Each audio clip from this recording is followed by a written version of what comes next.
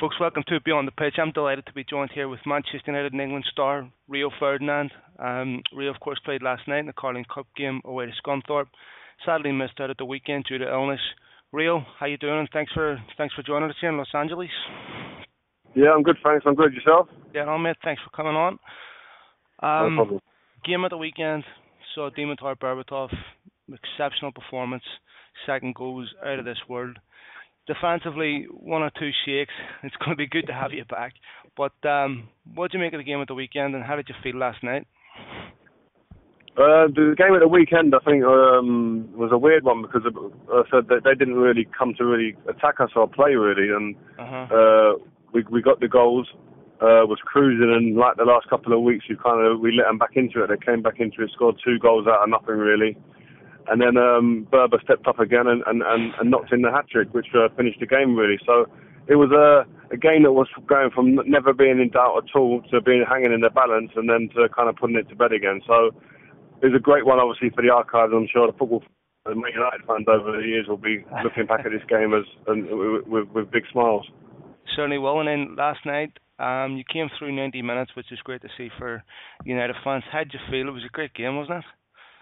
Yeah, it was good. I mean, them little grounds, the old school grounds where it's tight, the change rooms are really small and tight, and the fans are close to you on the pitch, and great atmospheres. Like the away support that we brought as well was fantastic, singing all the songs from down the years and stuff. And it's just a really good evenings, really. And I think they said they didn't surprise us because we knew they played a lot more football than a lot of people probably expected. They passed the ball about, and they wasn't as gung-ho as you'd expect in the lower leagues, but they acquitted themselves well, and they scored 2 goals. Obviously, we were disappointed to concede 2 goals, but they scored the goals. But as I said, once we got back into the game when they won 1-0 up, I thought it was never going to be anything different than what it was.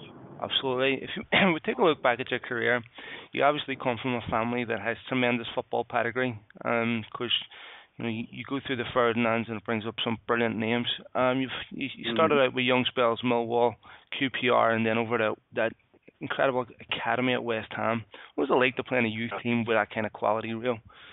To play at West Ham, the academy is fantastic. I think until you actually go there, you don't realise what the history of the club's got. It's the same as Man United. You hear little snippets about the history of the clubs, but until you're actually in the walls of the club and you feel and people are drumming it into you every day about what it's like. I mean, I used to get pulled into the manager's office at work, down Harry Redknapp when he was there, and behind his desk he'd have a big massive picture of Bobby Moore.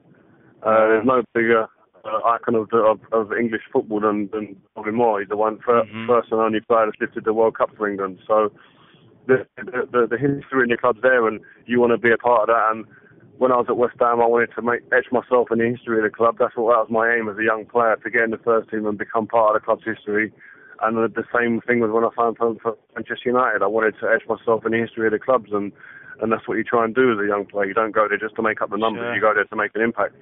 I mean, Rio, you look at that West Ham team, and you look at the United team of 1991-92, the kids. Yeah. Those were probably the last great young English youth academies to come through and produce players of that ilk, and certainly with that many numbers. If you look at young academies today, most academies today in England have got a number of foreign kids. Harry Redknapp himself said, if you're good enough, you'll play. Is there an argument that there's not enough opportunities for young English players at the moment?